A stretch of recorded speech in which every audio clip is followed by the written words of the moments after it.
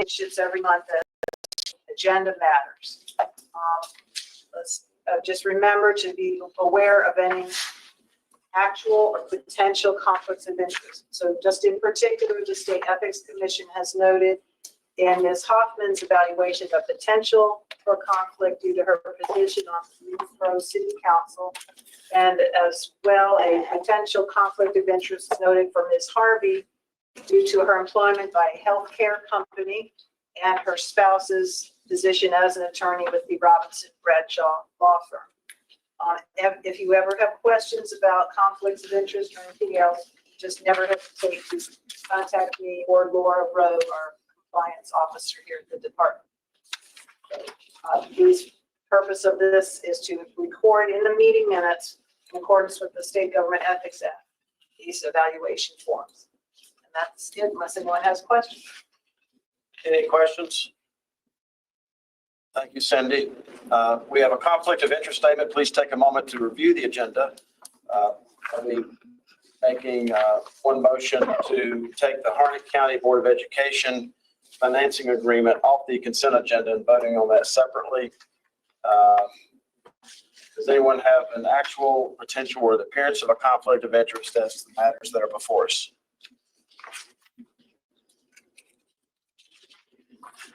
If not, without objection, the agenda that's before us is what will be considered in the meeting. Now I'll ask for a motion to approve the minutes of November 2nd. I so moved. Second, State Auditor. Motion and a second. Any further discussion about the meeting minutes? Cindy, what's the protocol for new members who weren't present for the minutes, the meeting that the minutes associate with voting on that? There's no prohibition on a member who is not part of the meeting to vote on the minutes on the theory that they are trusting their fellow board members to have viewed the minutes for accuracy. And they can abstain. They may vote, or they may decide to not vote. Okay. Thank you. We have a motion, a second. Any further discussion? Hearing none, the clerk will call the roll. I heard the motion by Mr. Butler, second Auditor Wood. Right. Secretary Marshall. Secretary Penny. Aye. Thank you. Mr. Burns. Abstain. Mr. Butler. Oh, excuse me. Yes. Ms. Harvey. Abstain. Ms. Hoffman. Yes. Thank you. Mr. Gilbeck. Aye. Treasurer Foley. Oh, excuse me. Treasurer Foley. Aye. Thank you. Motion carries. Thank you all. Now I'll turn the meeting over to Sharon Edmondson for FPIC response items, which we will take individually. And then we'll consider the Harnett County Board of Education and the consent agenda. Sharon? Thank you, Treasurer. The first two items on the agenda, we'll take those one at a time. These are what were formerly known as units of government with unit letters.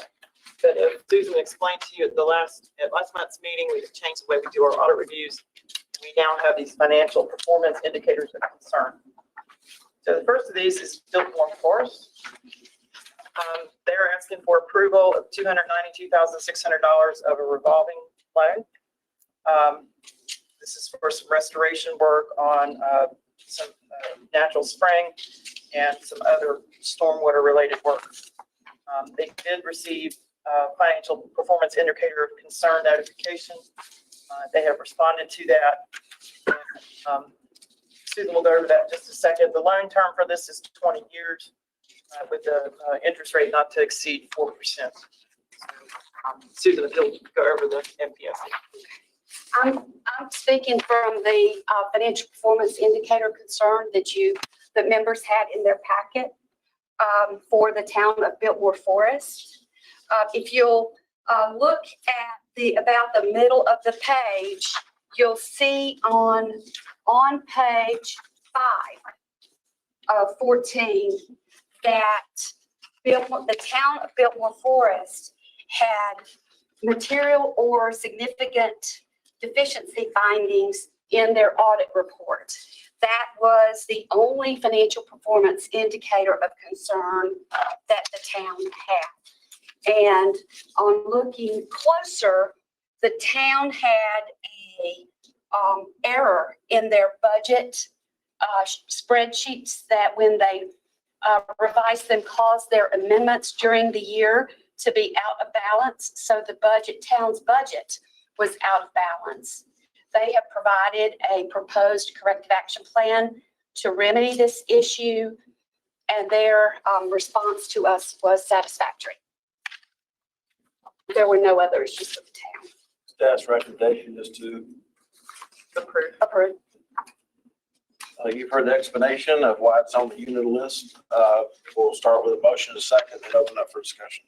So I hear a motion to accept staff's recommendation regarding Biltmore Forest in town of. So move. Second. Motion in a second. Sorry, I didn't hear you say. Hoffman? Okay, thank you. And any further discussion? Mr. Treasurer, the town manager is on the phone. Commissioner, have any questions? Okay, Mr. Manager, thank you for joining us. We have a motion, a second on the floor. Any further discussion by board members? Okay, hearing none. Mr. Manager, would you like to say a word or two?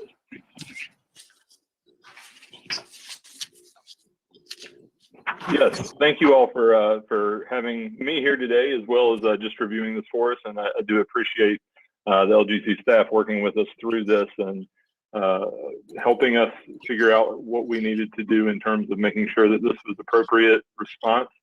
And certainly any other feedback we're happy to take into consideration and move forward with as well. Thank you. No further discussion?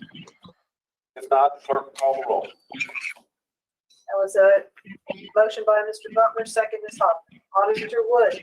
Aye. Secretary Marshall. Aye. Secretary Fleming.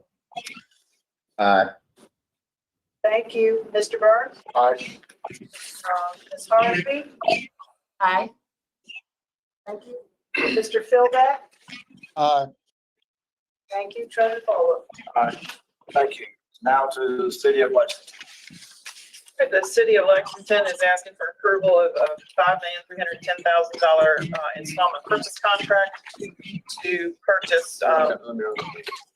Could someone put their phone on mute, please?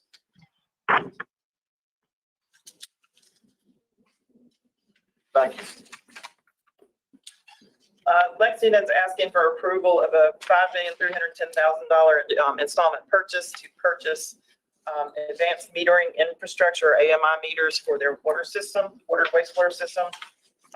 They have selected a vendor through an RFP process, and the loan is for a period of 10 years with an interest rate of 1.5%. They also received financial performance indicators of concern, and Finance Director John Overton is on the phone if we have questions for him.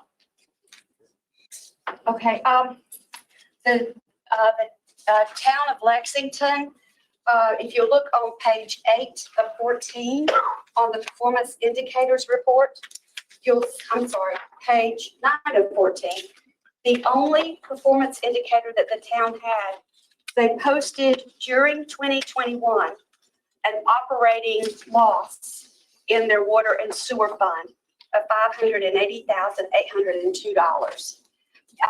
This number was inconsistent with the 2 prior years. The town's response was satisfactory.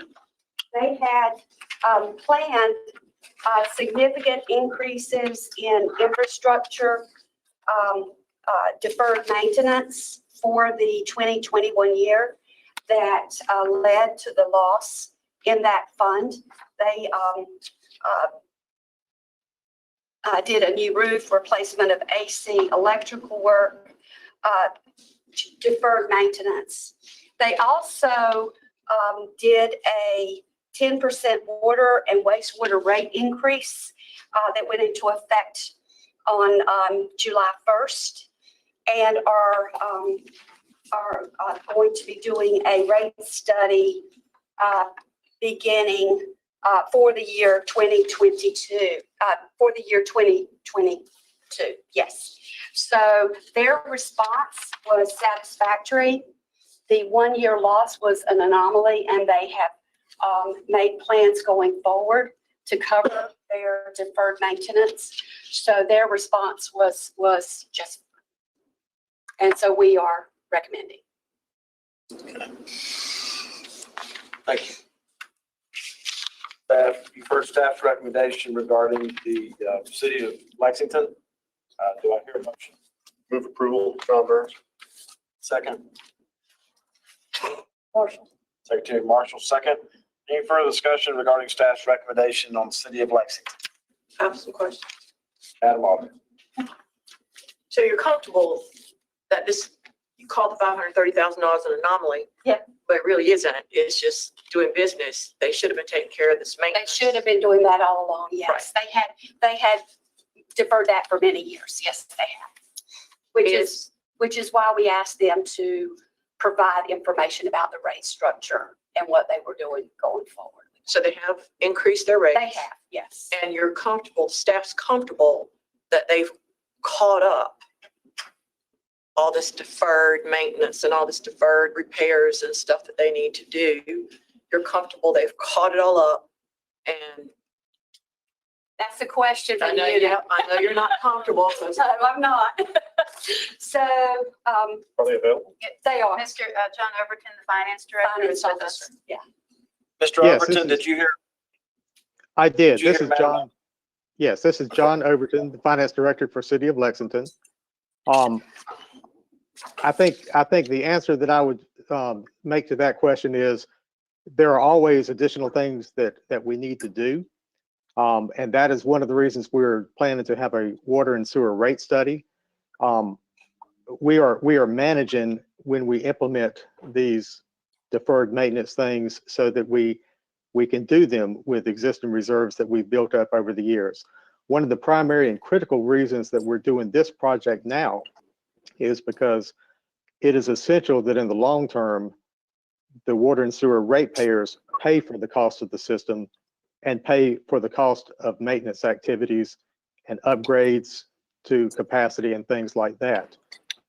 This is to replace our aging metering system so that going forward in the future, we can make certain that the ratepayers are equitably being charged for the cost of this system.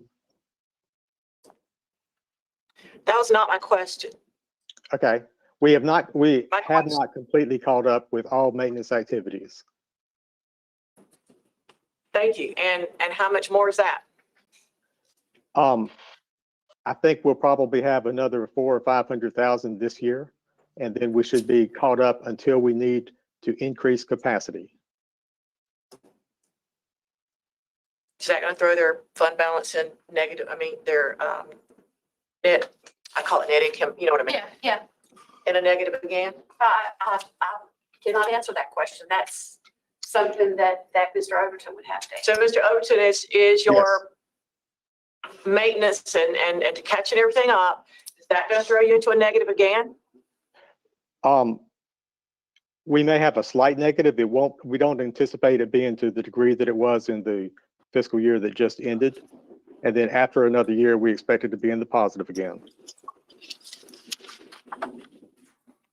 Burns. At the last sentence of your letter, sir, this is John Burns. It's anticipated that in the long term, successful implementation of this project will result in incremental positive cash flows. As I understand, we're voting on whether to approve funding for the loan that would fund the AMI project. Is that right? That is correct. Would implementing that project help you? In what way will that help you avoid the type of negative balances that we've seen last year and this year in the future? I don't know how much, I don't know how much members of the commission know about water meters, but typically as water meters age, they become less accurate. And when they become less accurate, it's never less accurate in charging more consumption than is actually used. It always loses consumption. Our meters are approaching the age where they are going to begin failing. So we need to replace those, and we probably already are losing charges due to unbilled consumption. You typically expect to replace meters after about every 15 years. So the incremental positive cash flow that we expect to achieve through this comes in capturing consumption that is currently not being captured by the meters, and also by reducing the amount of labor that we have to go out when we physically ride by and read those meters. And the AMI system captures those meter readings remotely. So we'll avoid labor costs in going out and capturing meter reading. So that's why I make the statement about the incremental positive cash flows. I know. Okay. Sorry about that. Sorry. Thank you. And Madam Alter has some follow-up questions, additional questions, excuse me. So, you're paying for this debt out of the water and sewer fund, That is correct. and you still may be going into a negative another year. One more year, that's correct. And the problem is, they always wait till everything breaks down to the point that they got to come here and almost force our hand to approve their debt, when in reality, they got numbers looking like this. So you'll see my frustration as we move through meetings when they're not taking care of their assets like they should. And then, again, I know new water meters are more efficient. I know that. But right now, they're sitting here with $500,000 negative income, and they're going to come up with another negative income for the next year to come. So, reason for my questions. Are you transferring money from the electric fund into the water and sewer fund? No, we are not. Okay, thank you. Burns. Fine, thank you. I have one comment. Follow up, the Auditor Wood, have you ever done what Auditor Wood asked you if you're doing currently? Have we ever transferred money from the electric fund to the water and wastewater fund? No, we have not. Because they got a hefty income. Even though they reported a $500,000 loss, they still have almost $6 million in working capital in the water sewer fund. I was looking for that in this information. That would have been helpful. So noted. I had no idea what this did to them, how bad, how much it brought them down. So, I mean, it did drop their working capital some, but they've got sure, a but long way not, to go. they still have quite a bit. So even if they hit another negative year, they still have plentiful working capital. Okay, thank you. So noted is better than a noted. Okay. Right, John? All right. With that, sorry, a little lost track. I got a motion, a second. Yes, sir. Have discussion. Further discussion. Okay. Hearing none, clerk will call the roll. City of Lexington, that's motion Burns, second Marshall, Auditor Wood. Aye. Secretary Penny, Aye. Mr. Butler. Aye. Ms. Harvey. Aye. Thank you. Ms. Hoffman. Aye. Thank you. Mr. Philbeck. Aye. Treasurer Falwell. Aye. Thank you. Thank you.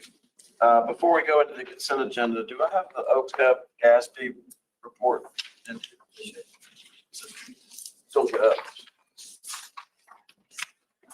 You need a copy? Yeah. Well, the new members started requesting this several years ago to,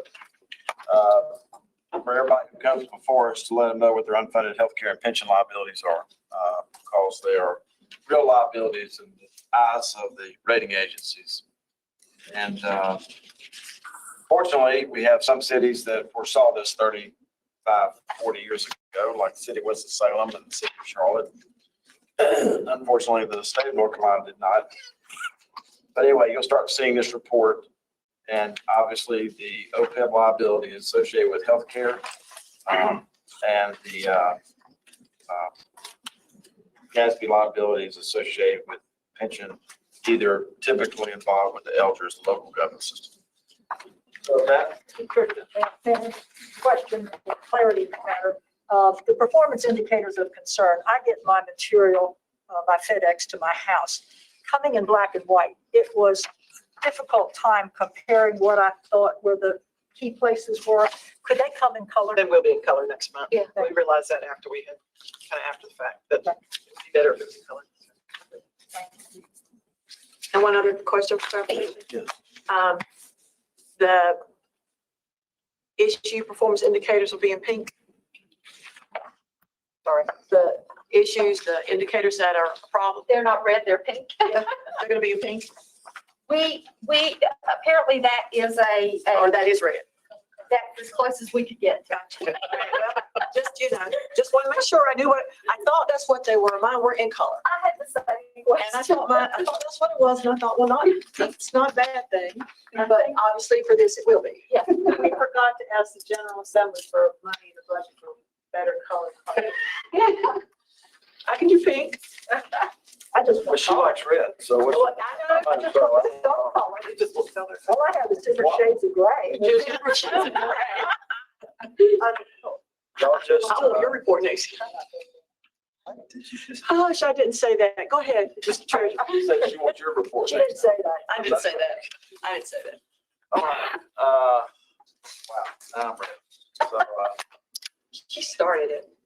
Oh, I'm asking. before we determine the color, if the two of you would just let us know what color you're gonna be wearing, so we make sure that we don't have a conflict between the pink. That'd be great. Because there's a lot of great information, these performance indicators, but given the time drawing my attention to the ones that are an issue is awesome. I mean, I appreciate that. And I did learn last night that there is a law, for example, for automobile dealers to take a copy of your driver's license, which is necessary to get a title if that is in color. So make sure before we do it, that's actual law on the North Carolina books. Determines underage drinking. No, I mean, no, if you go and buy an automobile and you give them the driver's license that they have to send with the title, that driver's license has to be in black and white, not be in color. The driver's license on the copy. Well, that makes sense, yeah. So anyway, they're going to try to get that changed. All right. Now we're on to our consent agenda. I have one question about the city of Winston-Salem. We are going to have no objection to Hartnett County Schools, and I'll explain in a moment. You see the consent agenda before us. I have a question about the city of Winston-Salem. Does anyone else have a question about any other items that are on the consent agenda? Point of clarification, Hartnett's pulled off. As a separate voting item. Hearing none, for the, especially the new members, the city of Winston-Salem Water and Sewer has had some issues recently with some tremendous cost overruns at their Muddy Creek sewer facility.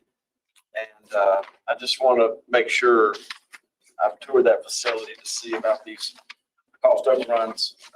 Is anything related to this item on this agenda related to bailing them out of that situation? This is Tim Ramaki with State Treasurer's Office. To my knowledge, no, it's improvements to the basin for Muddy Creek, but not the plant itself. And then some other improvements, and then they're also getting an automated metering system too. But it's not improvements to the plant, the Muddy Creek plant per se. Okay. And when I toured that facility, the brand new sewer facility there, the first 2 floors of the elevator shaft were flooded. So that tells you what kind of problems they're having with that 50, which turned into a $93 million project. And that's a great question. So this is State Auditor Beth Wood. Tim, I would ask you this.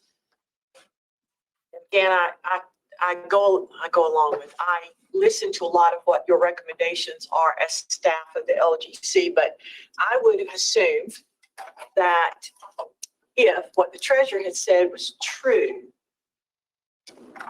you're getting plans and quotes and different things to back up the monies that are, and in this case, being refunded. I mean, for refunding.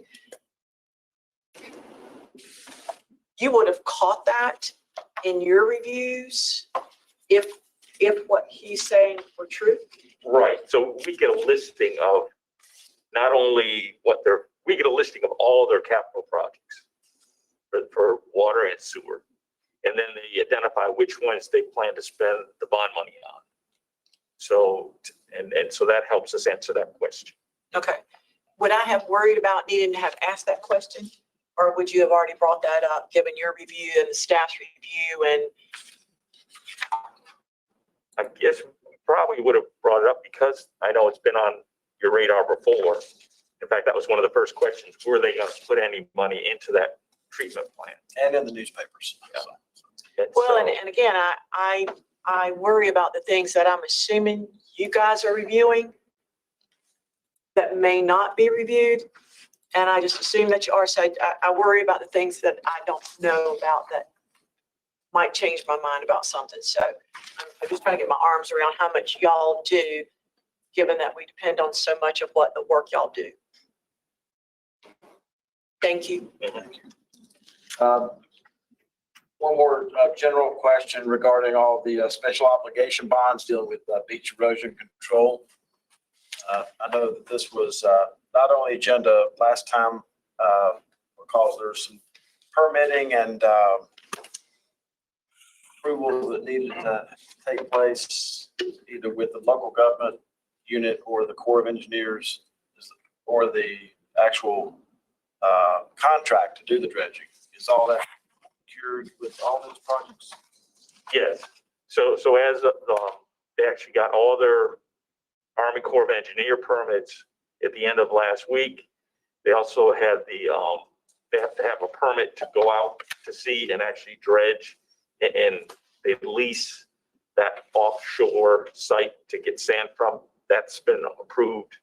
And then the contract was extended through the end of the year to allow them to, get the permits in time to do the project.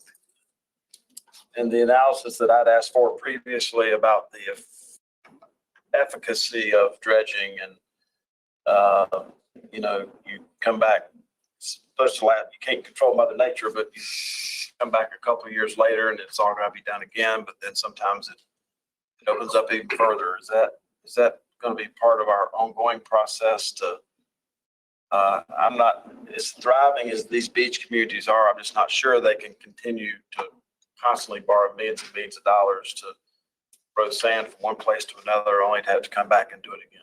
So. Well, they take that into consideration as you see the financings. So in the projects that are being looked at today, there's two different types. One is more or less a 5-year maintenance. And so that financing is over a 5-year term. And then the other is actually restoration of what was destroyed by the hurricanes, and they got FEMA money to repair the beach. And so 2 of the towns are doing those projects. Those are either be 1 or 2 years. And essentially it's grant funds that have to be reimbursed, And so for cash flow reasons, they're borrowing now. They'll get the grant money from the federal government and repay those loans.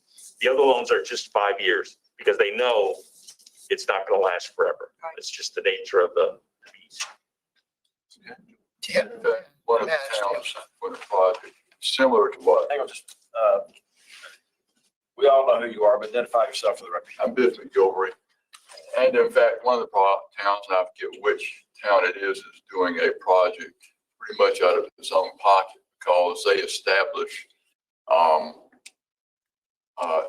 cash flow resources through occupancy tax, some ad val tax, and they build up a revenue stream that hopefully will be able to accumulate the money they can spend every 5 years as opposed to having to borrow for all of it. Thank you. Mr. Butler. Tim or David, when you said they had to go out further in the ocean to get the sand, has the source of their sand been changed as a result of different interpretations of where sand can come from, like down at Wrightsville Beach now? Is that an additional cost to these towns? I'm not sure where they got, because I think this is their second major maintenance project. I'm not sure if it's the same, dredge site as before. It could be, because the sand has to be it has to meet the criteria to be able to be placed on the beach. It's not just like regular sand. And in fact, we're working with North Topsail Beach right now for another project that'll come probably next month or in February. They're actually using sand burrows, pits that are on shore and are going to truck the sand in. This is actually dredged. So they've got a dredge. They go out to the ocean. They vacuum up the sand and push it onto the beach. So the source just depends, and I'm not sure. Has Wrightsville Beach talked to you yet? Is they changed the source of the location of the sand at Wrightsville Beach, and it's going to be a tremendous cost for the beach to go further out into the ocean. They'd been getting an exception at Wrightsville Beach for where the source of the sand was.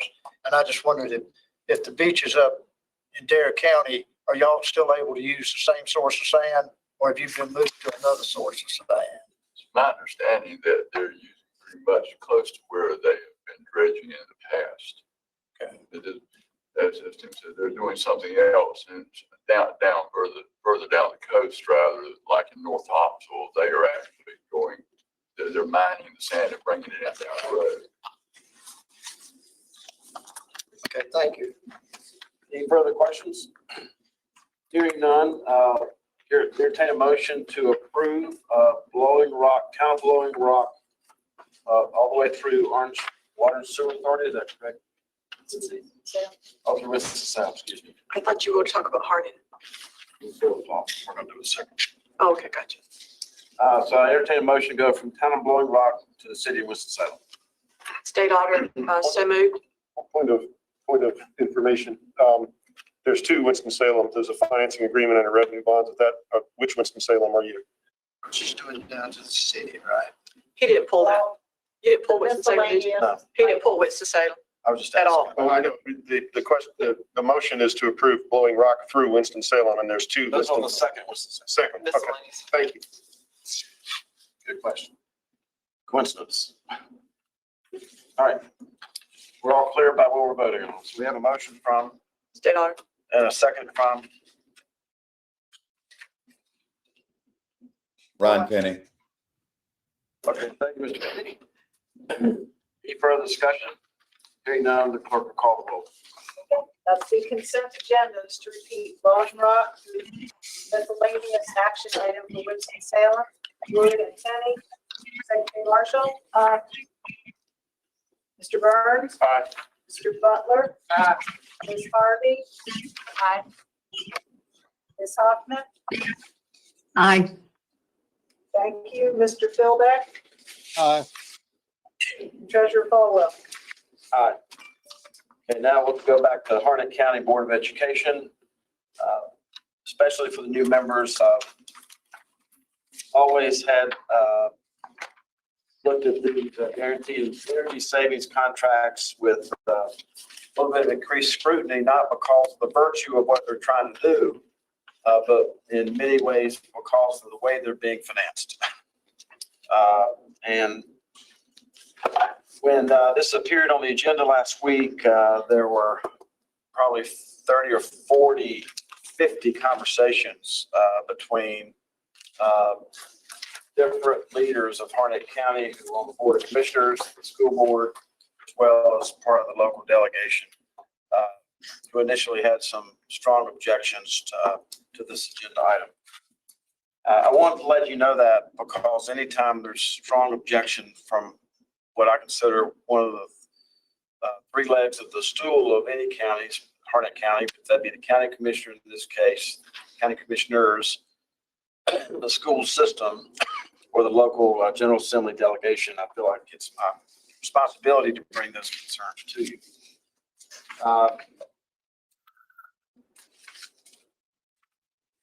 This agenda item remains on the agenda we will, in in a moment, just entertain a motion in a second and have further discussion about that. As we move forward, I don't know how we do this. It's kind of a rhetorical question, but I'm not sure any of us were highly aware that there was any issues, possible issues between the school board and the county commission. And especially for the members who have just joined us, you know how those relationships can sometimes be. I would really like, unless there's some objection by the commission itself, that before we put these on the agenda in the future, that we make sure there's no landmines between the school board and the county commission that funds the school board.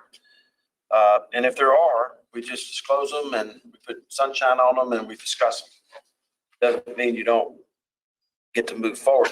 It just means that it would save a lot of what has happened over the last 4 days of this office. Which leg of the stool had a problem? The local delegation. You mean the citizens? No, the Legislators. legislators, The members of the General Assembly had a problem with it. 8 members. So, and we have, and Biff and others, Tim and others have really worked with a lot of these communities to scrub these down and continue to work on them so that we can lower the effective costs of them by borrowing money as cheaply as possible in order to do them. And so I congratulate Biff, Tim, and the staff for how they've worked in the past and even up into including this particular deal of trying to get it done in the most efficient way possible on behalf of the citizens. So, Mr. Burns. I don't know whether this is discussion or related to your point, but begging your pardon on that. What role does the state legislators or the local delegation have in the three-legged stool? I thought this was when we did this in Wake County, there was an agreement between the commissioners and the school board that the commissioners would not basically pull back from the school budget any amount saved, but on the energy performance contract. And once that was agreed to, it was approved by one body, it was approved by the other body, and then we asked for permission from the LGC to borrow the money. Is that essentially how it works? That's a great question. That relationship that you just described does not exist in every county in North Carolina. Understood. So number one. Number two, as far as the local delegation, if we have members in the House and the Senate who have called us to come in and speak on an agenda item, whether that's a statutory or bona fide leg of that stool or not, it's a real person who would come in and say this. So we're just trying to be respectful, and it's a little bit of a sidebar, but just like 4 years ago, in many instances, we had units that are on the unit assistance list, but sometimes the city council, the county commissioners, mayor didn't even know that. Just the city manager or the county manager knew that. So I say that to you just in the spirit of transparency, and that's it. And again, I wasn't arguing that we shouldn't hear from the state representative. Certainly we should, but I for my own clarification, trying to understand whether there was a point of approval or something that had been missed in this process. Is there anything about this particular one where there's any statutory prerequisite that has not been met? I guess that would be my question. It's just Tim Romaki with the Treasurer's Office. There's no statutory prerequisite. I think what transpired, we worked with the county and the school board and the delegation about a year ago and had discussions. The project was actually bigger than this that they started with, because we wanted to bring it to their attention that this wasn't the most efficient way to do this if they were going to spend this money. And ultimately, it's the county that pays, and the county taxpayers that pay for it, regardless of who does it. And so, try and promote efficiency and to get the most money you can, we went to discussions saying that if the county went and funded the project and did it more traditionally, they would be able to save some money. And so the school board and the county went back and discussed for months, I think. And in the spring, basically they kind of came to an impasse and they couldn't agree. And so at that point, I think the county well, the school board basically said, you know, we want to do our project. We want to do these projects and went off on their own. And in October, the county did sign off to what you mentioned, that they would not, you know, claw back funds that were Right, that's a saved, crucial part of the savings. And so the county did approve them going forward. And I think a lot of it was just a question of time. They, you know, the school board said, we want these projects done sooner rather than later. The county had a plan, I think, that was going to take more time. And so they just never got to an agreement. And the delegation wasn't aware of that. That's the other thing. That, you know, so the delegation was involved a year ago. And then the next thing they hear is the project's going forward. And I think that's what brought concern from the legislative delegation. Thank you, Mr. Romaki. Thank you. And just one further question to follow up on Mr. Burns. If the county did this just solely on behalf of the school system, it'd be even cheaper than the proposal that's in front of us, correct?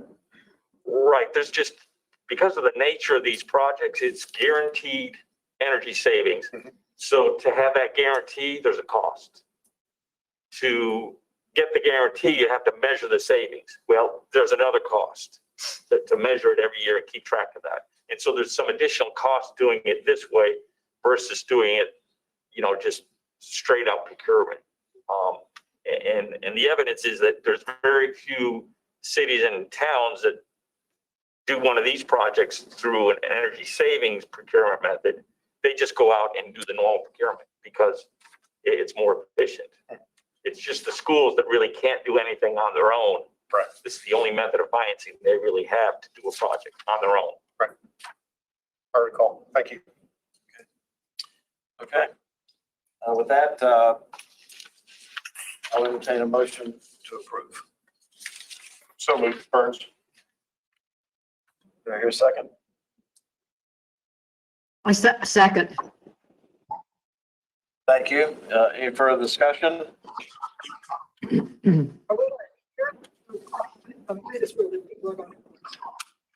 We have representatives of the school and the county. Sorry. We have Dr. Aaron Fleming, who's the superintendent of schools, and I'm sorry, I apologize. Yes, he's the superintendent of Harnett County Schools. And we have a bond counsel on the phone and Ms. Albertson from Schneider. The vendor, Schneider Electric. Dr. Fleming? Would you get them to me, please? Could everyone else mute your phone? And Dr. Fleming, you have the floor if you'd like to say something.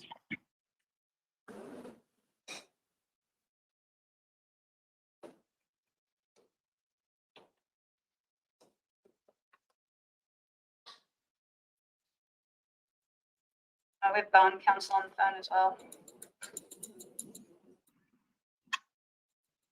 And Ms. Albertson. She is, Ms. Albertson is with the vendor, Schneider. oh, okay. So the objector is not. Objector is not on the phone. They withdrew yet this morning.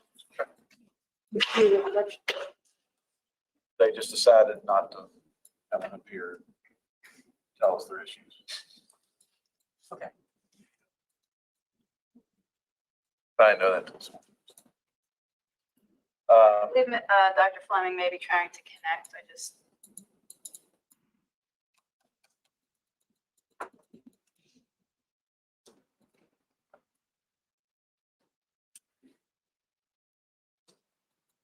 Dr. Fleming? Here's their representative. Was it Cindy?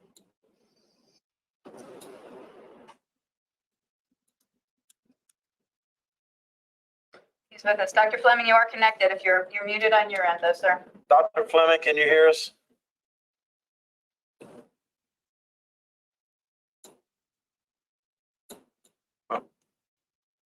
Without objection, we have a motion second on the floor. Any further discussion?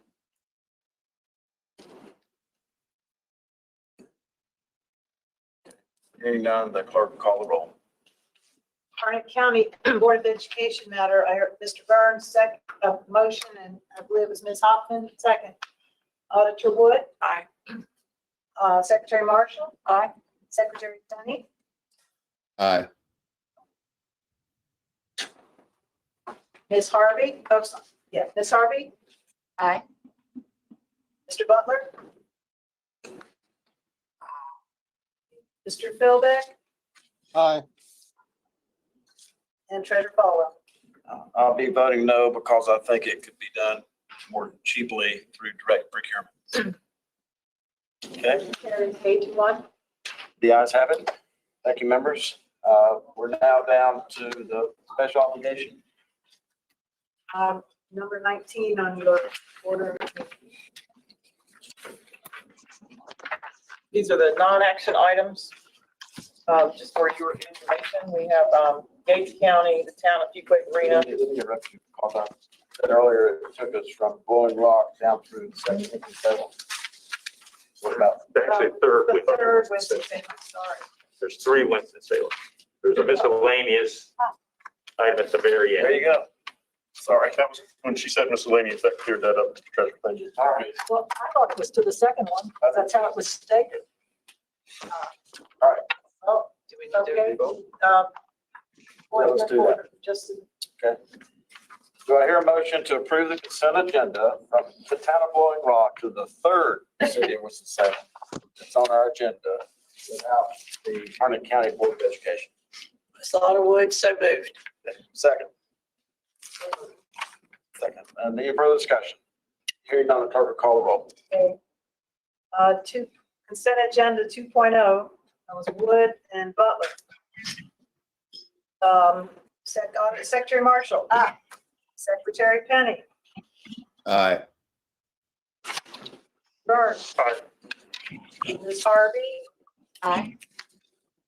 Thank you. Ms. Hoffman. Aye. Thank you. Mr. Philbeck Aye. and Treasurer Falwell. Aye. Now we're on our non-action items, Gates County. We have 3 non-action items. All 3 of these are rate modifications only. Gates County, town of Quay, Marina, and Piedmont Triad Regional Water Authority. As non-action items, no votes needed. Those Any questions about those? Hearing none, updates and other information, some of which will be action and some of which will be updates. From East Farm. So, I'm going to ask that we vote for all of these at once. Okay. Without objection? I'll cover all of them and then vote at the end. For time's sake, I will not be talking about Excuse me, is that from East Laurenburg to East Laurenburg? from East Laurenburg through Scotland then. Scotland Neck. Okay. Yes. All right. Okay. We've been another one to look that up. The first items for the new members, the first items that I will be talking about, the first 8 are units that we have enacted statute 159, 181C. So we have impounded the books and are managing the finances of those units. And I'm going to start with East Laurenburg. You have in your packet, you have a unit summary for the town of East Laurenburg that includes activity through November 15th of last month. There's a couple of items associated with East Laurenburg. We have a budget ordinance for the fiscal year ending 2022. That's July 1, 2021 through June 30, 2022, that we are adopting for the town. The town, when back in July, prior to July, did not adopt a legal budget ordinance. So upon assuming the finances of the town, we did that. So we're going to be asking you to vote on that.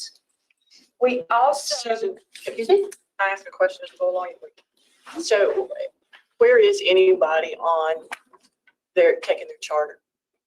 De-chartering? We're gonna get to that We're gonna get to that in in just a few minutes. that's an additional item further down. Okay. Okay. We also needed an additional staff person in fiscal to be able to help manage their check writing payroll function in the interim. So we're adding staff person Kendra Boyle as a deputy finance officer. For the town of Eureka, we needed, because of a staff person retiring, Kathy Howes retired at the end of December, we needed you to appoint a deputy finance officer for the town of Eureka. So we'll be voting on that. For the town of Cliffside, you have a summary for them, a unit update summary. And that's, again, all of these are through November 15th, but there's no actions for the current month needed to be taken for the town of Cliffside. For number 4, the town of Kingstown, again, you have a unit summary. There's no current action this month for the town of Kingstown. For the town of Pikeville, you have a summary there. And in addition to the summary, there are some budget amendments that are related to the water and sewer fund that I'm going to ask you to vote on.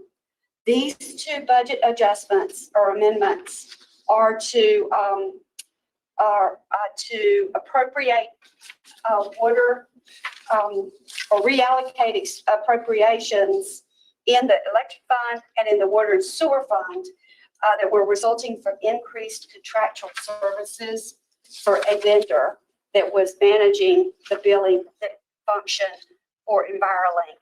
And these services were from July 1 through the end of the year, the calendar year.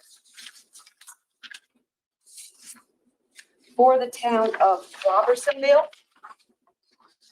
I have some additional, one budget amendment that I need you to vote for related to appropriating revenues for system betterment that has been provided to the town by Electricities for electric fund supplies. And that's an increase to their electric fund budget for $6,500. And finally, for the town of Spring Lake, 3 items that I'm going to need you to vote for there. We have a resolution authorizing the finance officer, who is LGC staff person David Irwin, to sell fire turnout gear to another local government entity. And we have attached the information showing you they're paying us what we paid for it, what the town paid for it. This is for a firefighter that went to work for another unit, and that gear is specific to a firefighter, and so he can take it with him. We also have some changes to the Spring Lake position. The Spring Lake position plan. There were some part-time positions that were budgeted in the current year, but were left off the position plan. It was just a typo. And we're modifying the position plan so it is consistent with the 2022 budget. And then lastly, Spring Lake has various budget amendments. And you'll see that on page 10 or 11 of 11 in that Spring Lake packet. And together they are increasing the revenues and the expenditures of the general fund by $8,775. And there's an explanation beside each one of those items. So if you have any questions as you're looking at unit summaries, how these are formatted, what types of work we're doing. Any questions about them, please don't hesitate to let me know. Okay. Commission members. Do I hear a motion to approve all the action items that are from East Laurenburg down through Scotland Neck?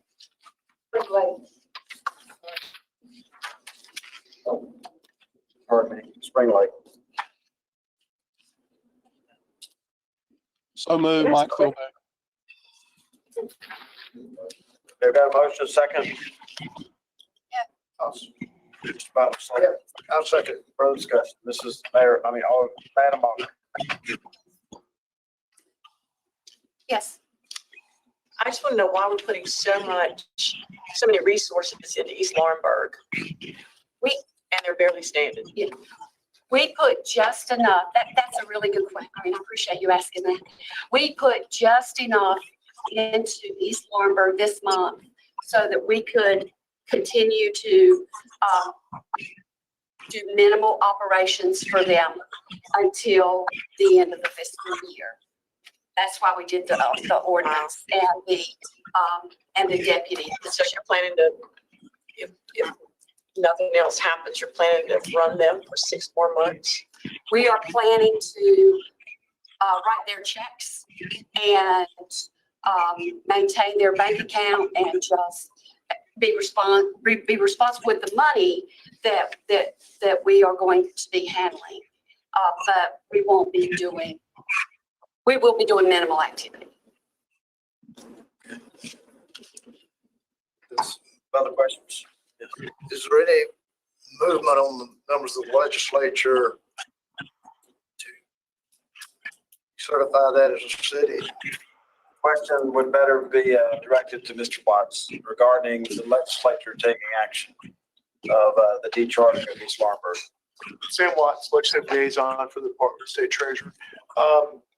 The General Assembly considered in the last week a provision of a separate bill that would have expedited the repeal of the original charter for East Laurenburg. But the bill never came to a public vote. It had several other components in it that were related to a variety of other measures they were considering at the last minute. They didn't bring it to a vote. I think the issue before you is also tied back to you're going to consider using the LGC toolkit bill, which General Assembly passed earlier this year, which allows you to remove the charter as a commission. It's a significant delegation of authority to the commission, but it does take a minimum of 6 months to run through the process that's in that bill. And the General Assembly has, during that time period, has the ability to overrule you in effect and to say, no, they need to, we're reversing the action of the LGC. So I think the message we got informally from some of the staff members at the General Assembly was they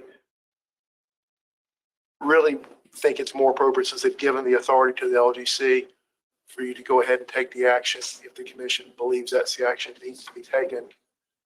They gave it to us because they didn't want to be. That's right. That's right. Go ahead. I'm sorry, Sam. There are probably going to have to be a couple of technical corrections, as I understand it, that they will have to do in the short session. Because if you work it out, if it's worked out with the county to take over the streetlights, the county has to be authorized to do that. And I think there's another potential correction with regard to collection of unpaid property taxes when the properties are transferred down the road. If there's no longer an entity to which you pay those taxes, that defaults to the county of sorts, but the county may need to be something special on that. We're still waiting on that would have been in the bill that didn't pass. Okay, that's all the info I've got on it. So there is process to decharter them, and it's up to us. The only thing the General Assembly would be responsible for is vetoing, turning it or whatever. And the other technical corrections, if we need them to help out with the provision for the county to be able to manage the streetlights. Some counties are able to already have that authority, some don't. Scotland County does not have that authority. One more question, please. I assume our toolkit lays out very specifically all the reasons why we are reaching this conclusion. The criteria that you adopted at the last meeting. I know, but I'm just talking about documentation of this thing. So that if anybody pulls it, and wants a record of how and why this happened, that path will be laid out very nicely in black and white. All the things that they've done for the last 10 years that got them here. Yes. Okay. All right.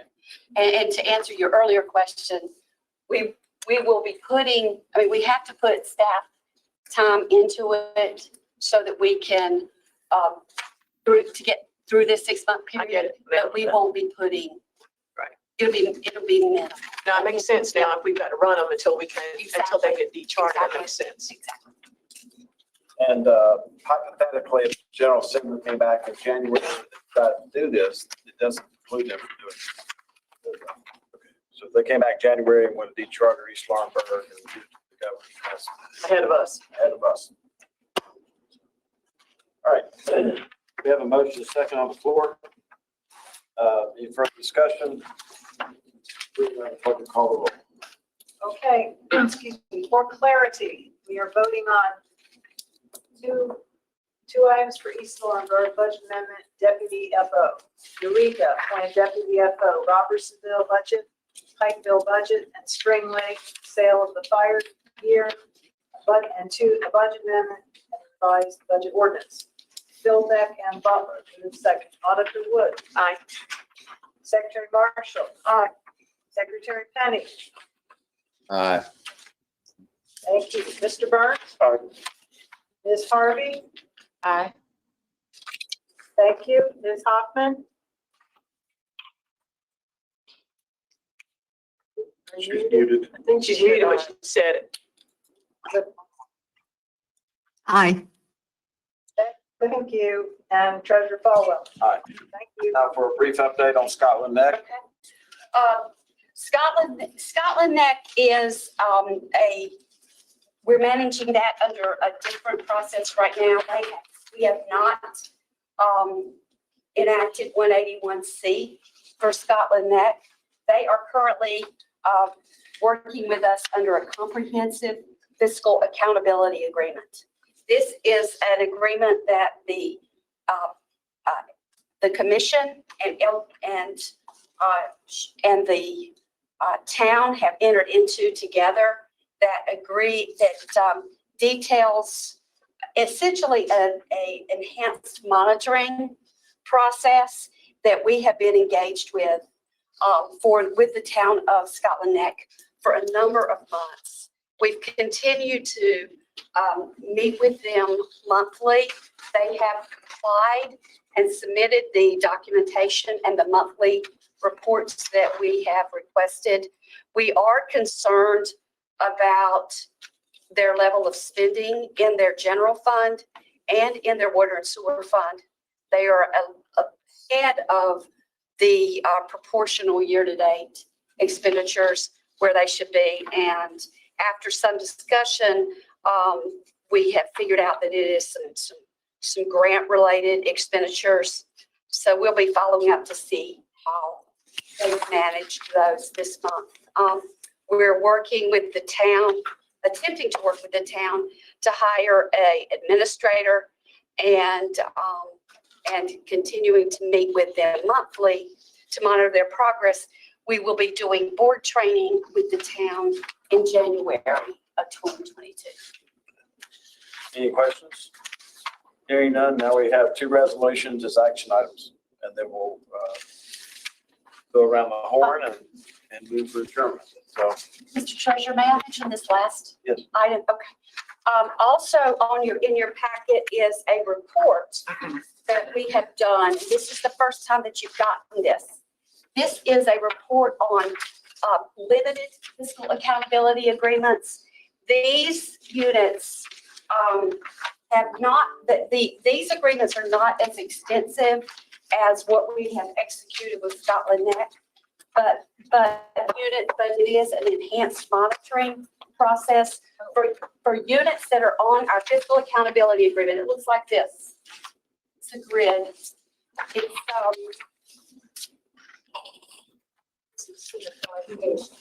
the 5-page unit update.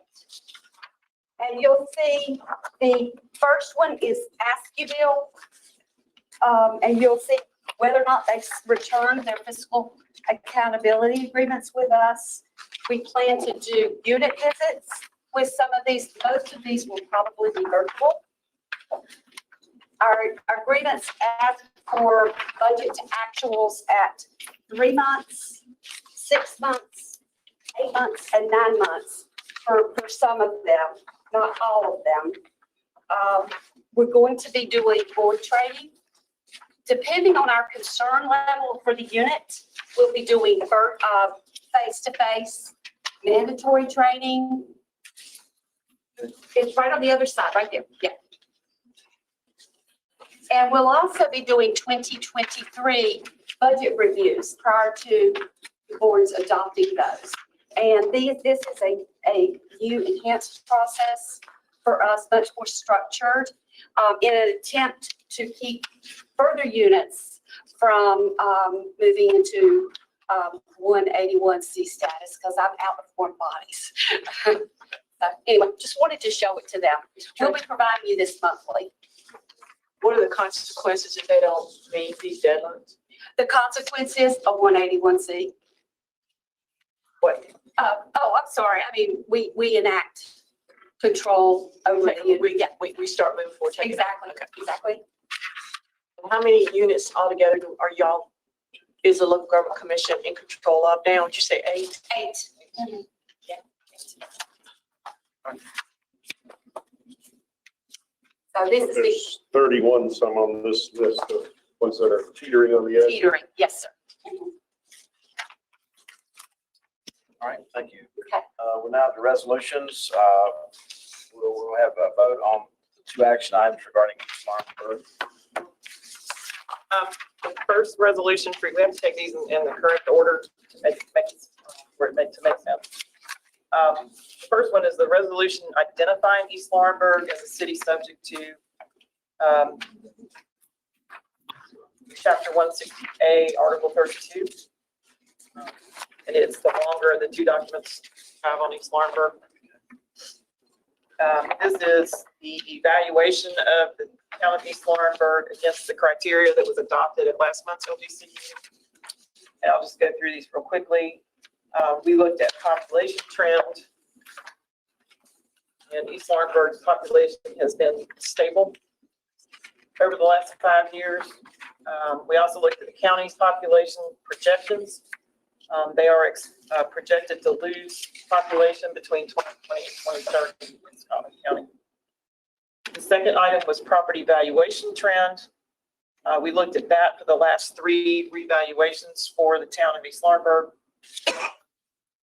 That's called Scotland County. In 2003, the town of East Laurenburg did not levy a property tax. We did not have that information. And their property values are listed there on the second page for 2011 and 2019. I want to make sure that you recognize those numbers are their assessed values and not their tax revenue. So the assessed value in the town is just over $5 million. Third criteria is the trend in fund balance available. We were unable to measure that trend because we have not had an audit from East Laurenburg since 2016. And the records are not such that we can calculate it outside of the audit process. Didn't the CPA, that last one, the audit said they're unauditable? Criteria 4 is timely compliance with the annual audit requirement. We just discussed that in conjunction with number 3. Item number 5 is probably where we have the most detailed information, compliance with the Local Government Budget Fiscal Control Act. We looked at a 5-year trend in compliance with what we consider to be the key components of 159. A lot of the questions we could not answer because we don't have annual audits, and therefore we don't have any material weaknesses or significant deficiencies to discuss. However, in Appendix A, After the resolution, you can see the various items that we did review in conjunction with 159. The fact they didn't have an audit, was kind of paramount here. Their budget ordinance for the last 2 years is not balanced and was not in the proper format. It was just a spreadsheet with the board members' signatures at the bottom. There was no stated tax rate, no assessed value given, or no collection percentage indicated. So we couldn't say that the budget conformed with the requirements of 159 because of all the lack of information. We don't know if the current finance officer was properly appointed by the board or not. Under the duties of the finance officer, which are at 159.25, one of the requirements is that those are kept in accordance with GAAP and LGC rules and regulations. The town is using QuickBooks. QuickBooks basically is a check writing software, and that does not meet the minimum requirements of 159. They do not have a functioning pre-audit system, so they're not monitoring what they believe to be a budget against the checks that they're writing. They don't provide any kind of interim financial statements to their board. 159.26 requires that they have an accounting system that shows in detail the town's assets, liabilities, equities, revenues, and expenditures, along with their budget. That is non-existent. We could not determine if the board had ever adopted an official depository.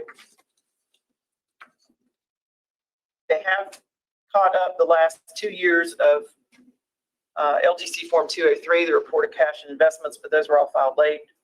And we were missing reports for 18 and 19 for those. And again, the fact that we haven't had an audit since 2016.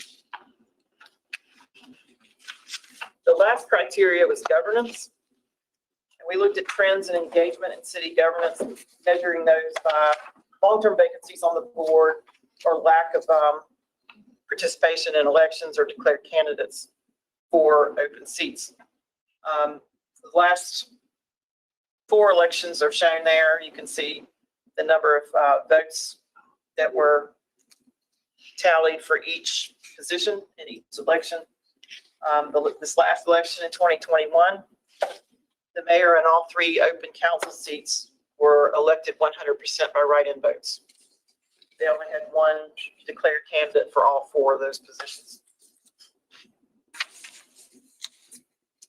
So the end result of this resolution is that they have met the criteria to be subject to Part 2 of Article 32 of the Transitions for Unsustainable Cities Act. And assuming that this is approved by the commission, we will notify the city, or the town rather, within 10 days of the establishment of that. All right. So vote on these separately. You just explain one or both? Just one. With that, I'll entertain a motion to accept staff's recommendation on the resolution regarding East Laurenburg. I so move. I second. State auditor. Sense of enthusiasm. Mm-hmm.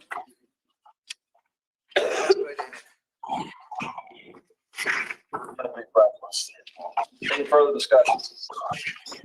Can I ask a question? Sorry, this is Harvey. This is Vita Harvey. Yeah, would someone else mute their phone so Ms. Harvey can have the floor, please? Thank you. With respect to these 6 criteria, just for my information, how many of those have to be met before a city is subject to this transition for unsustainable cities designation? This is Sharon Edmondson. We did not establish a floor number of criteria that had to be met, but they have to all be evaluated. And then it's up to the commission to make a decision based on the results of that evaluation. Okay. Okay. And Go ahead, Ms. Harvey. yeah, and where we weren't able to ascertain compliance, is the assumption there non-compliance? For me personally, it would be, given their history. Okay,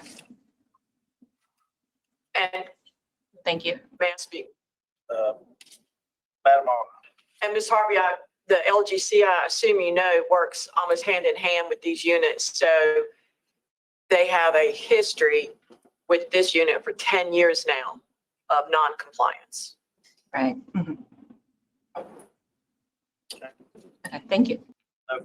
No further questions. We have a motion, second, enthusiastic on the floor.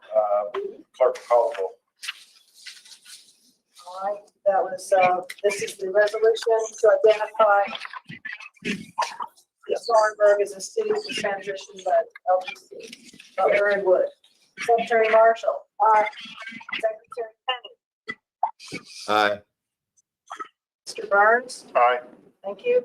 Ms. Harvey. Aye. Thank you. Ms. Hoffman. Aye. Thank you. Mr. Philbeck. Aye. Thank you. Treasurer Falwell. Aye. And again, this is Cindy Aiken. If any member have any other specific questions about that legislation, the General Assembly established a new article in 160A, cities and towns. Just let us know if there's anything that you didn't understand about the legislation. All right. Next to the second resolution regarding town of East Laurenburg. All right, thank you. The next resolution is the actual resolution to dissolve the town of East Laurenburg and transfer the assets, liabilities, and other obligations of the town. Quite honestly, this has got a lot of whereases and legal language in it. Basically, what it boils down to is that we evaluated the town, and the resolution uses just adopted, put them into the category where we could move forward with dissolution. We've established that the town provides no essential services to its citizens, has no outstanding bonded or other long-term debt.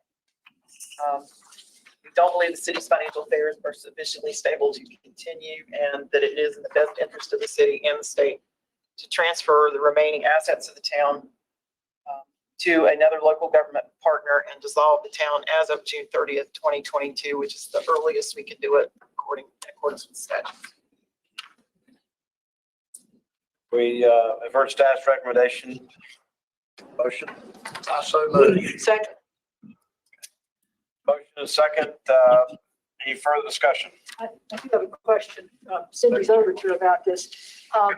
In reading this and what I knew about it, I thought that when we did this, come the time, the end of the fiscal year, it would be dissolved. It seemed to think from the conversation that we had on the prior situation that there would be another step. Is there going to be anything we have to do at the end of the 6-month period?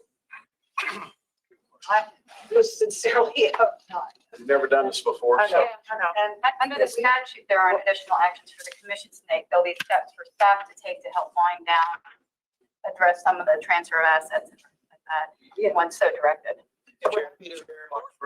Recognize Sam Watts. Sam Watts, Legislative Liaison.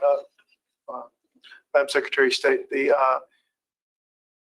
are a couple of items that have been identified by the staff that are part of the shutdown procedures that might require technical changes to other laws. The streetlight issue and potentially dealing with the unpaid taxes. And so those are things that, since this is the first one, that we're learning how to anticipate those. That won't prevent the action that you're taking today, is our understanding.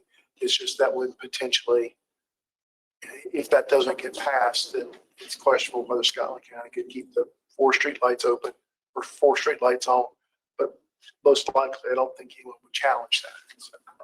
Or any of those kind of conditions are going to keep it from happening on the first day of July, the 30th day of June? We're not aware of anything that's going to stop this from happening on July 1st unless the General Assembly explicitly overrules the LGC's action. It would just be contingent, what we might call loose ends to tie up. Correct. We have a motion second on the floor. Any further discussion? Hearing none, the clerk will call the roll. Yes.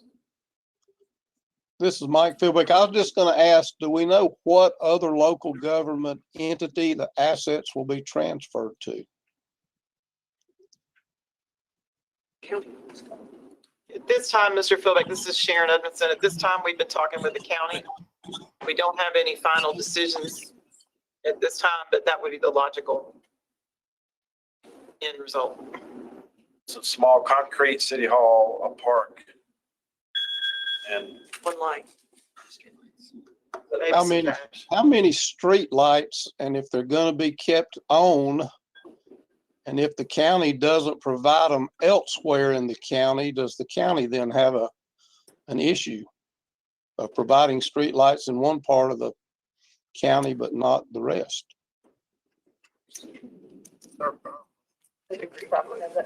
we're gonna put an extension cord over to Cleveland County. We're They gonna have an don't extension provide cord. street lights anyway.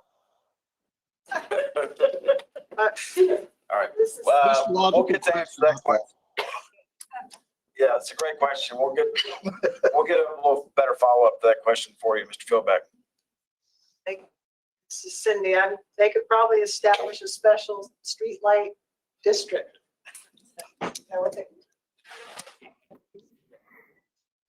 Why not? All right. Any more? Chair, are you ready for? Yes, I am. All right. I have Butler and Wood again. The resolution to dissolve East Laurenburg. Secretary Marshall, aye. Thank you. Secretary Penny, Aye. thank you. Mr. Burns, Aye. Ms. Harvey, Aye. thank you. Ms. Hoffman, Aye. thank you. Mr. Philbeck Aye. and Treasurer Falwell. Aye. Thank you. That completes our agenda. Members, I'd like to go around the horn and starting with our newest members and start with the one that's furthest away, Mrs. Harvey. See if you have any closing remarks. Not for me. I apologize for not being able to make it in person today. Hopefully I can make the next meetings in person in Raleigh, but I look forward to serving on the commission and learning more about the great state of North Carolina. Ms. Hoffman? Mrs. Hoffman? Yes, again, I certainly look forward to working with the commission. The work is certainly vital and integral to the financial aspect of our state. This happens to be a city council meeting day for me, so I don't know when I would meet with you in person, but hope to at some point. Mr. Burns? Thank you, Mr. Treasurer. I look forward to working with all of you. Having served for 4 years as a county commissioner, this was always the body that we voted on something and it went away to the LGC, that it came back a few months later and we really didn't know what happened there. So I'm really excited to get involved and learn more about it. So, thank you. Mr. Philbeck or Mr. Penny? Just want to congratulate the new members and look forward to working with you. I'd like to welcome the new members also, and I look forward to getting to know you and working with you. Thank you for serving. Madam Alder? A quick couple things I'm sure most of you are aware that Senate Bill 473 has passed through the General Assembly. That is the bill that makes elected officials who abuse their positions as elected officials or appointed officials, it makes it a Class H felony. Right, Sam? And if an elected official ends up abusing their position and ends up owing their local government money, that makes provisions also for garnishing the wages or garnishing monies from this local official. So I'm extremely excited. The bill is now sitting on the governor's desk. I have no indication that he's going to veto it. The deadline is Friday. If he doesn't sign by Friday, it becomes law. If he doesn't sign or veto, if he doesn't veto by Friday, it's law. He could sign between now and then, but again, there are no indications that he is going to veto that bill. So I'm extremely excited that is moving forward. The other thing I would say, just to let you know how critical this issue has become in our local governments. Number one, The local government commission is running 8 local governments, which is most, I believe, in the history of the local government commission. We are now running more than we ever have at any one time in the local government commission. In the state auditor's office, I have 31 investigations sitting in the queue for my investigators to go out and investigate. 31 in the queue, 25 are local governments, and the most of those are cities. So that's just to show you how big this issue has become. The other thing I will say is there are, for those that oppose this bill, it was said that these punitive actions, the Class H felony, the garnishment of wages, goes back 3 years. That is not true. It's not retroactive. It absolutely is not true. And that has been verified, that the law does not say that. The other piece is that we've said that this law applies statewide to every local government. And there were opposition that said this only applied to those with a population of 15,000 and above. That is not true. Absolutely is not true. And so we put that information out there. There are a number who have learned that what the truth is about the bill, and have said had they known it the day they voted, they would have voted yes instead of no. So again, the bill's passed, waiting for the governor to finalize. I'm extremely excited. I believe it's going to move on and be where it should be, but it's giving a tool now for those who are abusing their positions as elected officials. And I've got a list of all investigative units, East Laurenburg being one of them, where local elected officials have abused their positions. And I've got more coming out over the next 60 days. So very excited about the passage of that bill. Madam Auditor, what about appointed officials? Or is it just elected? Is it elected and appointed? I believe the verbiage is elected and appointed. It's elected and appointed. Is that state appointed and local government appointed? If you're serving in a local government. So state appointed people are not, are we subject to it? No, this is for local government. Okay. Local There government. was a bill that passed after Speaker Black's situation that I think probably applies to what you're asking about. Okay. Yes. On the state level. On the state level. So that's what And that's what the problem was. There was one on the state level, but never one on the local level. And this one now takes care of the local officials. having chaired the state parole board for a number of years and having dealt with some local officials that came before the parole board, I wanted to get clarification on that. Thank you. Well, I want to join in welcoming the new members. I'm, since 1997, the longest serving member on this commission. And sadly, some of the issues are not unique. We had cities that, or municipalities that we had difficulties with and took over briefly, but never to the extent of what we're seeing today. Whether it's the economy, whether it's the lack of training on the part of people, and in some cases, it's the lack of vision and integrity on the part of some people. I commend the staff. They've done yeoman's job in the years that I've watched and observed what they've had to do, municipalities in particular. So this is very rewarding work. It's very rewarding to be able to see projects going on and learn about them and how counties are addressing their issues. And we can't solve all the issues, but we can, when the counties come to us or municipalities come to us, we can do some really good public service, which is what I hope everybody in this room is really about.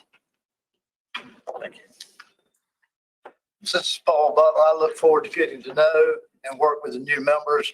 I have been an admirer of the LGC from my first entry into local government back when Harlan Bowles was the state treasurer.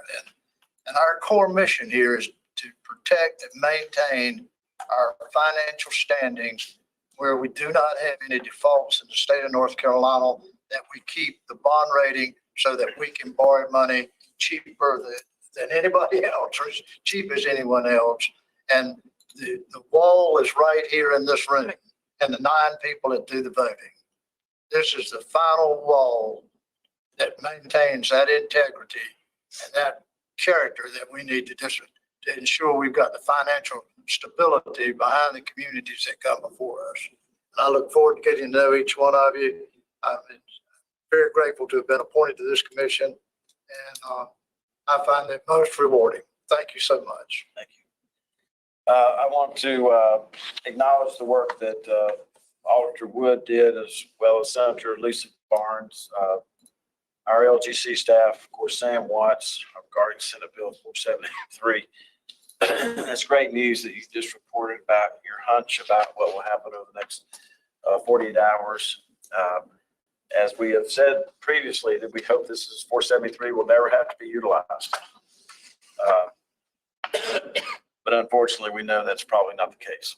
So thank you for working tirelessly. As I sometimes say, this just wasn't in your blood, it was in your marrow to get this done, and it showed. And probably but for you talking about what's right, trying to get it right and keep it right, Senate Bill 473 would not be where it is today. So congratulations.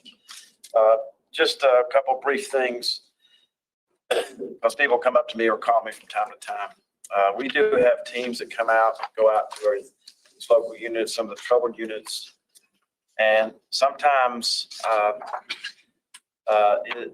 it's possible that people hear things that weren't said. Slightly possible. I just want to say for the record of this meeting, that whether it's our team or a team that goes out from the league or the County Commissioner Association, that any discussion about how to solve their problems that is built on a platform of defunding the police is something that somebody totally misheard. Would we ever go out to a small community who has one police officer and talk to them about maybe contracting that with the county to save money? All the time. But there's no discussion coming out of this building, as far as I can tell, about us trying to suggest that people defund their police departments in order to save money. Consolidating, getting efficiency out of their police or fire protection is something we talk about a lot. So I just want to clarify that. Second question I got is because we had a big bond approval last meeting on the city of Fayetteville, and there's a lot of discussion about some of these water and sewer systems being privatized. And so what happens if we approve $200 million worth of bonds and then all of a sudden this thing's privatized? And I was told by Tim that most of these arrangements are leases. So whatever bonds that we approved for these transactions, they're not callable. They remain outstanding. Was that accurate? Mm-hmm. So just wanted to clarify that. Secondly, I want to thank the folks over here who helped put this together from an AV standpoint. I want to introduce Victoria to you. Victoria has worked in our HR department and been in charge of our intern program and a lot of other things. And now she's stepping up to be the assistant to the chief of staff. And she's here because this room running properly is something that's really important to me. This is my mother was a switchboard operator. This is our switchboard. This is our front door. And I know there's been some frustration, even probably before COVID, about the technology and the AV and the sound and all this. So appreciate you folks being here to make sure it runs properly. Victoria knowing more about how all this works. So I would entertain a motion in this day on December 7th that has been said repeatedly, lives in infamy. The bombing of our country, Pearl Harbor. I will entertain a motion that in honor of all those that were killed in action, wounded in action, or remain missing in action, a result of that attack, that will adjourn in their honor. I'll entertain a motion for that. So moved. Mr. Burns, motion. Mr. Marshall, second. Any further discussion? Hearing none, the clerk will call the roll. Auditor Wood. Aye. Secretary Penny. Aye. Thank you. Mr. Butler. Aye. Ms. Harvey. Aye. Thank you. Ms. Hoffman. Aye. Thank you. Mr. Philbeck. Aye. Thanks. And Treasurer. Aye. And Mr. Philbeck, enjoy your granddaughter's Christmas recital this afternoon. Thank you very Merry much. Christmas to you all. We're adjourned. Safe holidays to everyone.